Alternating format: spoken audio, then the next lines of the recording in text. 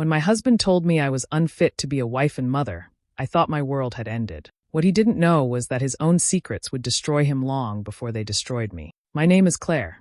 I am 38 years old, and for most of my marriage, I believed I was living the kind of life others would envy. My husband, Russell, was 42, polished and successful in finance. People admired him in our neighborhood. To the outside world, he looked like a man who had everything together: steady job, lovely house, and a family that appeared whole. I stayed home to raise our daughter, Elsie, who was 10. She was bright, gentle, and the only reason I kept going when things started to fall apart. Behind closed doors, the perfect picture cracked. Russell had a way of speaking that chipped away at me little by little. He said I was lazy because I didn't bring in money, even though I ran the home and cared for Elsie's every need. He said I was too emotional, that no one could rely on me, that I embarrassed him by being too soft. Those words left bruises I couldn't show anyone. The man I once trusted started to make me feel like a burden in my own home. At first, I tried to fix things. I cooked his favorite meals, kept the house spotless, and made sure Elsie never overheard his sharp remarks. I thought if I worked harder, he might soften, but nothing changed. Each effort only gave him more reasons to criticize.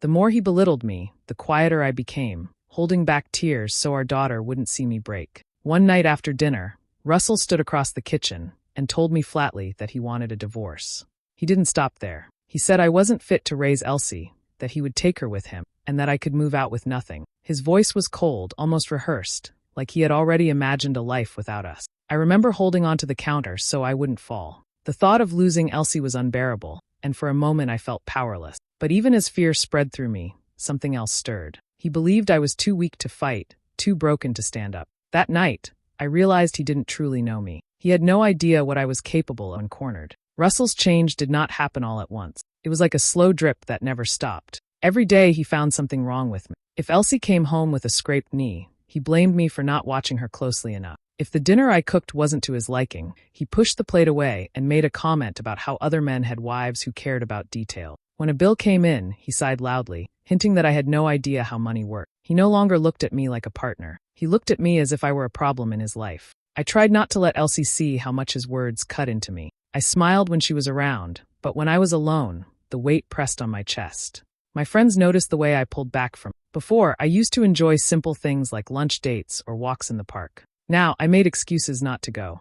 I told them I was busy, but the truth was, I didn't want them to see how small I felt. They asked if everything was all right, and I forced a smile, but deep down I knew they saw through me. The more Russell tried to control things, the more I wondered what had caused his shift. At first, I thought it was stress from work. He had long hours in finance, and sometimes the market weighed on him. But the cruelty didn't feel like stress. It felt deliberate, as if he wanted to make me believe I was nothing without him. Then small things began to bother me in ways I couldn't ignore. One afternoon I noticed that a large amount of money had been taken from our joint account. When I asked him about it, he brushed me off, saying it was for business expenses. His tone made it clear he didn't want me to question him again. Another night he came home late, smelling faintly of cologne he never used to wear. When I asked where he had been, he claimed he had gone out with colleagues, but his eyes shifted away from mine. Over the weeks, the absences grew more frequent. He stopped giving explanations and started acting as if he owed me none. Sometimes he wouldn't come home until after midnight. Other times he claimed he needed to travel for work,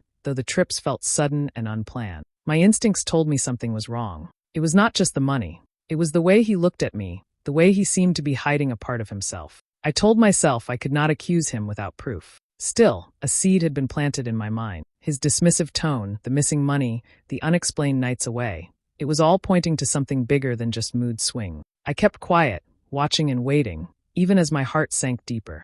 The first sign came when I was folding laundry. I picked up one of Russell's shirts and caught a faint perfume on the fabric. It was floral and sweet, nothing like the scents I owned. At first, I thought maybe it came from a crowded elevator or someone brushing past him at work, but the smell was too strong. It lingered, and when I pressed the shirt closer, I knew it had been there for hours. My stomach tightened, but I pushed the thought aside. I didn't want to believe it. A few days later, the phone rang while Russell was in the shower. I picked it up, expecting it to be one of his colleagues. A woman's voice came through the line, but as soon as I said hello, she went silent. There was a pause, almost like she hadn't expected me to answer, and then the call ended. I stared at the receiver in my hand for a long time, listening to the dial tone. Something inside me shifted in that moment. The perfume, the late nights, and now the call. It wasn't a coincidence. I began to pay attention to the little detail. Russell claimed he was working late, yet his suits looked freshly pressed, as if he had changed clothes before coming home. Once, I checked the mileage on his car, and it was far higher than it should have been for a short trip to the office. When he left his wallet on the counter, I noticed receipts from restaurants I had never been to. They weren't cheap places either. They were the kind where a single dinner cost more than our grocery bill for the week. My suspicions grew, but I didn't want to jump without knowing the truth. I quietly asked around, starting with Damon, a friend of ours who still worked in Russell's old office. I didn't tell him everything, just asked if Russell had been around the office late at night the way he claimed. Damon hesitated before admitting that Russell rarely stayed past 6 anymore. My chest tightened as I listened. That confirmed it. Russell's excuses were lies. It didn't take long for me to connect the pieces. The woman's name was Serena. She was 29 and had once worked with Russell before moving to another firm. She was younger, ambitious, and by the look of the receipts, enjoying the kind of lifestyle I thought we couldn't afford. My anger burned hotter when I realized he wasn't just betraying me emotionally. He was using our family's money to wine and dine. Vacations, expensive dinners, hotel stays, all while telling me to cut back on groceries and be more careful with our spending. The betrayal was sharp, but I forced myself not to act on it right away. If I screamed or confronted him without proof, he would twist the story and make me look unstable. I knew his tactic. He had spent years convincing others I was too emotional, too fragile. No, I wouldn't give him the chance to dismiss me this time. I would gather everything, every receipt, every phone record, every piece of evidence, and hold it close until the right moment. I looked at Elsie sleeping that night and promised myself I would protect her. Russell thought he could break me down, but he had no idea what I was capable of when pushed. I would not just survive this betrayal. I would make sure he faced the weight of his own choices. The first time I noticed something wrong with the bills, I thought it was a simple mistake. A past due notice for the electric company came in the mail. Russell made good money, so there should never have been a problem paying it on time. I paid it quickly, thinking maybe he had forgotten. But then another one came, this time for the water bill. Not long after, the credit card company called about a missed payment. My chest tightened as I listened. We had never been careless with payments before. I decided to look into our shared account more closely. The balance was lower than I expected. At first, I thought maybe I had miscalculated, but as I scrolled through the transactions, things didn't add up. Large sums had been withdrawn in cash, far more than what we ever needed. There were also charges at places I didn't recognize, luxury hotels, high-end restaurants, and even transfers to accounts I didn't know existed. My hands trembled as I printed the records and tucked them away in a folder. I knew I couldn't handle this on my own. I needed someone I trusted, someone who would look at the numbers without judgment. That's when I called Damon. He was a family friend, someone who had known us for years, and he worked as an accountant. I didn't tell him everything right away. I just asked if he could meet me quietly and review some financial documents.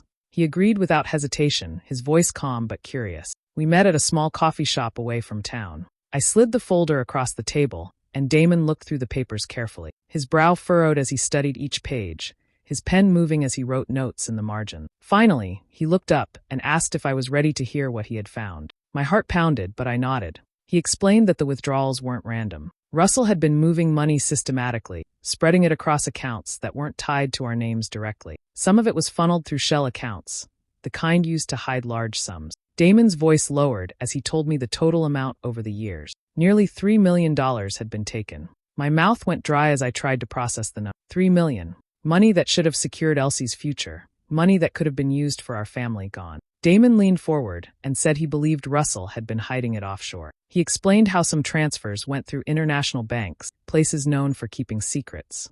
It wasn't something an ordinary man did. It was deliberate, calculated, and it had been going on for longer than I realized. I stared at the papers in front of me, unable to speak at first. All I could think about was the nights Russell accused me of being careless while he was draining everything behind my back. When I finally found my voice, I asked Damon to help me gather more proof. He nodded and promised to keep it between us. I left the cafe with a folder full of numbers and a heart full of fury. The betrayal was no longer just about another woman. Russell had built his lies on the very foundation of our lives, and now I knew exactly what he had to lose.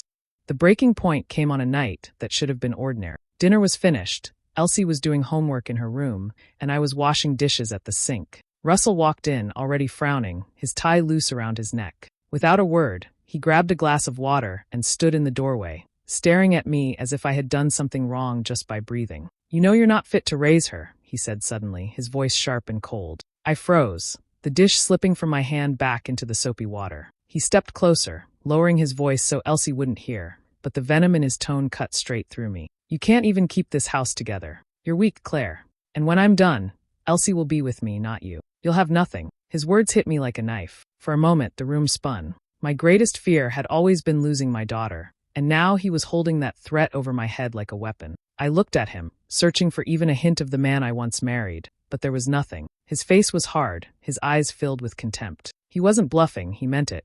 I felt my hands shake, but instead of breaking down, something inside me solidified. The fear I carried for months twisted into something stronger. If he thought I would collapse, he was wrong. Right there in that kitchen, with the sound of Elsie's pencil scratching faintly in the background, I made a silent decision. I would not let him take her. I would not let him strip me of everything I had left. I didn't argue with him. I didn't cry or shout back. Instead, I wiped my hands on the towel and turned away. He mistook my silence for surrender, smirking as if he had won. But inside, I was already building my defense. He wanted me to be unfit, fragile, incapable. He wanted me to hand him the victory without a fight. That was his mistake. He didn't see that I had already started gathering pieces of his lies, and now I knew exactly what I needed to do. That night, after he went to bed, I pulled out the folder I had hidden in the back of the closet. Inside were the records Damon had helped me uncover, receipts I had collected, and the call log from that strange night. I began to organize them carefully, labeling each section so there could be no confusion. Every charge, every missing dollar, every trace of Serena, it all went into neat piles. I even saved copies of texts I managed to glimpse when Russell left his phone on the counter. As I worked, the fear began to ease. In its place grew a quiet resolve. I wasn't just protecting myself anymore. I was protecting Elsie. Russell thought his threats would corner me, but instead they sharpened me. The man who believed he held all the power had no idea how close his carefully built world was to collapsing. I knew I couldn't face this battle alone. Russell had money, influence, and the confidence of a man who thought he would never be caught. If I wanted to protect myself and Elsie, I needed someone who understood how to fight his kind of power. That's when I reached out to Denise Harper, a lawyer recommended quietly by Damon. She was known for handling difficult divorces, the kind where large sums of money and reputations were at stake. We met in her office, a calm space with shelves full of thick law books and neat files. Denise listened as I explained everything, from the perfume on Russell's shirt to the accounts Damon had helped trace. She didn't interrupt, just nodded and wrote notes while I spoke. When I finally finished, she leaned back in her chair and looked me straight in the eye. "Here's what you do," she said firmly. "You stay quiet.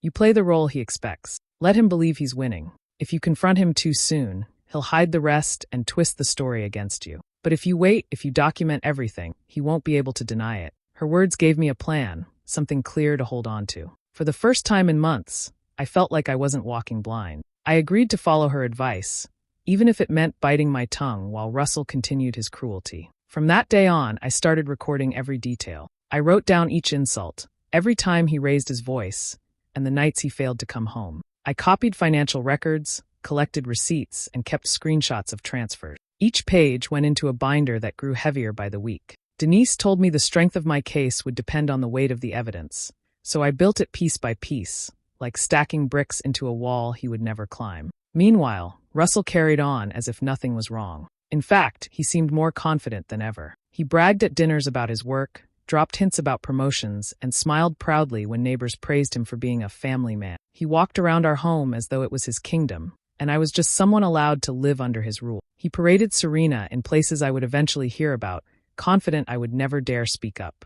I played my part just as Denise told me to. I stayed calm, quiet, and careful. When he barked an order, I nodded. When he mocked me, I kept my face steady. Inside, my blood boiled, but I let him believe his act of control was working. The more he thought I was beaten down, the less careful he became. He had no idea that every word and every careless mistake was being logged, ready to be used against him. At night, when Elsie was asleep and the house was silent, I would sit with the binder open on the table. Each page reminded me that I wasn't powerless. Russell thought he had buried his secrets deep, but I was digging them out, one by one. Soon, the life he flaunted so proudly would crumble, and he wouldn't see it coming. I stopped reacting to Russell. That was the first step. Before, I used to defend myself, raise my voice, or even cry when his words cut too deep. Now, I stayed quiet. When he accused me of being careless, I nodded slightly and said nothing. When he laughed at me in front of Elsie, I forced my face to remain calm. Inside, it hurt, but I learned to lock my feelings away where he couldn't reach them. Russell thought my silence meant surrender. He mistook it for weakness. The less I argued, the bolder he became. His insults grew sharper, more public. He criticized me at family dinners, saying I lacked ambition. He rolled his eyes at gatherings when I spoke, as though my words carried no weight. Sometimes he didn't even bother lowering his voice, speaking harshly even when Elsie was in the room. It was cruel, but I let him believe he was in control. Then came the moment I didn't expect. He started bringing Serena closer, not physically into our home, but into places I would hear about. I found a scarf in his car, one that clearly wasn't mine. He left receipts in his jacket pocket, as if he no longer cared if I discovered them. Once, he even arranged for Serena to meet him at a restaurant only a few blocks from where Elsie had piano lessons. It felt like he wanted me to catch him, like he was daring me to explode so he could label me unstable. But I didn't take the bait. I held steady. I smiled faintly when he boasted about his long work meetings, even though I knew exactly where he was. My silence confused him, but it also inflated his arrogance.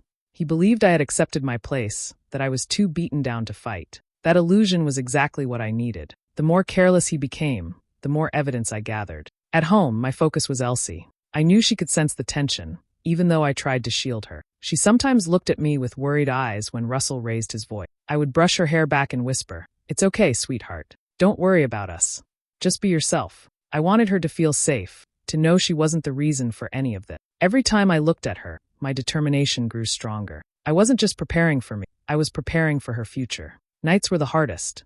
Once the house was quiet, I lay awake listening to Russell's steady breathing beside me, wondering how he could sleep so soundly while carrying such lies. I kept my thoughts to myself, but deep inside I was building strength. I reminded myself that Denise's plan depended on patience, and patience was what I would give. The silence was heavy, but it was also powerful. I was no longer the wife he could rattle with insults. I was no longer the woman begging for answers. I was watching, recording, and waiting. He thought I was disappearing into the background, but in truth, I was gathering the storm that would one day break right over him. The dinner was Russell's idea. He said it was important for family and close friends to see how fragile I had become, how I wasn't fit to handle responsibility. He invited his sister, his parents, a few neighbors, and even his business partner. I stayed quiet and agreed, hiding the binder of evidence in the trunk of my car. I knew exactly what he was trying to do, and I knew exactly how I would respond. The evening began with laughter and wine. Russell played the charming host, moving around the table with ease. He complimented his mother's dress, cracked jokes with his partner, and poured glasses as if nothing in the world was wrong. I stayed still, serving food, keeping my voice calm. To anyone who didn't know better, I looked like the quiet, obedient wife he wanted them to see. Halfway through the meal, Russell turned the spotlight on me. He leaned back in his chair and sighed, shaking his head as though he carried a heavy burden. "You all don't see what I live with," he said, his tone full of false pity. "Claire is, well, she's not herself anymore. She can't handle things. She's too emotional, too careless. I've tried, but I worry about Elsie growing up in this environment." The table went silent. All eyes turned toward me. For years, this was the moment I feared, the moment he painted me as unstable. Before, I might have cried or tried to defend myself, but not this time. My hands were steady as I excused myself, walked to the car, and returned with the binder. I set it on the table, right in front of him. Russell smirked at first, as if I had brought nothing but scribbles. "What is this supposed to prove?" he asked. His tone was dismissive, but I could see the flicker in his eyes. He knew something was coming. I opened the binder slowly, turning the pages so everyone could see. There were photographs of receipts from expensive dinners, proof of hotel stays paid with our accounts, and transfers to hidden banks. I laid out copies of text messages, including ones between him and Serena, full of words no husband should ever write to another woman. Each page spoke louder than anything I could have said. The room shifted. His parents stared at him, stunned. His sister covered her mouth with her hand. His business partner leaned forward, reading the financial records with growing anger. Russell's smirk disappeared, his face pale under the weight of what I had exposed. Then came the breaking sound of a chair scraping. Serena had been seated quietly at the far end, pretending to be nothing more than a friend. When her name appeared on the records, she shot up from her seat, her face flushed red. She didn't say a word, just grabbed her bag and stormed out, the door slamming behind her. No one laughed now. The man who built his life on appearances had been stripped bare in front of everyone he wanted to impress. For the first time, Russell had no words, and I sat calmly, watching the silence close in on him. The days after the dinner were a storm Russell could not control. His business partner, Alan, came to the house the very next morning. He looked furious, holding the copies of the records I had shown at the table. He didn't even ask to sit down. He told Russell straight to his face that their partnership was over. Alan said he couldn't risk his name being tied to hidden accounts and money that didn't belong to them. He warned that if Russell didn't come clean, he would hand everything to the authorities himself. Then he left, slamming the door so hard that Elsie flinched upstairs. Russell tried to save face, insisting Alan was bluffing, but within a week investigators showed up. They carried papers, asking for records and access to accounts. I stayed out of the way, but inside I felt a quiet strength. The $3 million Russell had moved around for years was now out in the open. He was questioned, and for the first time, he didn't have a slick answer ready. His charm, the very thing that had shielded him for so long, meant nothing to people holding legal papers. Meanwhile, Denise moved forward with the divorce. She filed the petition quickly, armed with all the documents we had gathered. Her voice was steady and sharp as she argued for custody of Elsie, showing proof of Russell's infidelity, his threats, and his reckless spending. The judge reviewed the evidence and made a ruling that left Russell speechless. I was granted full custody of Elsie. The family home was mine, along with financial protections to ensure she would have a stable life. Russell, once so certain he would strip me of everything, walked out of the courtroom empty-handed. The fallout spread beyond the legal wall. Neighbors who once admired him stopped waving when he drove by. His parents, embarrassed and ashamed, kept their distance. Word of the investigation reached his office, and soon he was suspended. Without his partner, and with the authorities circling, his reputation collapsed. The man who had boasted about control, wealth, and power was left alone to defend himself. At home, life began to change. Elsie no longer had to hear the constant arguments or feel the tension in every corner of the house. She still asked questions about her father, and I answered gently, telling her only what she needed to know. I reminded her that none of this was her fault, and that she was safe with me. Slowly, her laughter returned, filling rooms that had once been silent under his shadow. Russell, on the other hand, sank deeper into the mess he created. Legal fees piled up, his accounts were frozen, and former friends stopped answering his calls. He had thought he could hide behind lies forever, but the truth had finally caught him. The life he built on betrayal had fallen apart piece by piece, leaving him to face the wreckage alone. When the dust began to settle, I found myself looking back at everything with clearer eyes. For so long, I believed Russell's words. I thought maybe I wasn't strong enough, maybe I wasn't good enough. But as I stood in the quiet of my own home, with Elsie playing in the next room, I finally understood the truth. He had told me I was unfit, but the truth was that he was the one unfit to love, unfit to parent, unfit to be honest. The life I had with him had been built on lies. Now those lies were gone, and so was he. What remained was mine to rebuild. I started small. I painted Elsie's room the soft color she had always wanted. I opened the windows to let in light and fresh air, things that felt closed off for years. Slowly, the house became warm again, filled with laughter instead of sharp words. Each step forward reminded me that peace didn't come from revenge, it came from freedom. Russell's world, meanwhile, continued to crumble. The investigation grew heavier. Lawyers circled, and the fraud charges hung over him like a storm cloud that would never clear. His friends turned away, his reputation was gone, and even his family kept their distance. I heard bits and pieces through others, but I didn't seek out the details. I no longer needed to know what became of him. His fall was not my burden to carry. My focus was Elsie. She was the one thing that mattered most. I made sure her days were steady, filled with school, music lessons, and nights where she could fall asleep without fear of arguments echoing through the walls. She adjusted better than I expected, stronger than I ever gave her credit for. Sometimes she would ask about her father, and I would answer carefully, telling her he loved her but had made choices that pulled him away from us. It wasn't about protecting Russell anymore. It was about protecting her heart. As time passed, I realized revenge had already played out without me needing to lift a hand. I didn't have to scream, beg, or destroy him. His own secrets had been the weight that sank him. All I did was stand strong long enough to let the truth rise to the surface. Watching him lose everything he valued while I held on to the one thing that mattered, our daughter, was the clearest closure I could ever ask for. Now, when I sit on the porch in the evenings and watch Elsie chase fireflies in the yard, I feel something I hadn't felt in years: peace. I no longer live in fear of his anger or his threats. I no longer measure my worth by his approval. I am not broken. I am not unfit. I am exactly who I need to be, for myself and for my daughter. Russell's story ended with loss and shame. Mine continued with strength and dignity. And in the end, that was the real victory.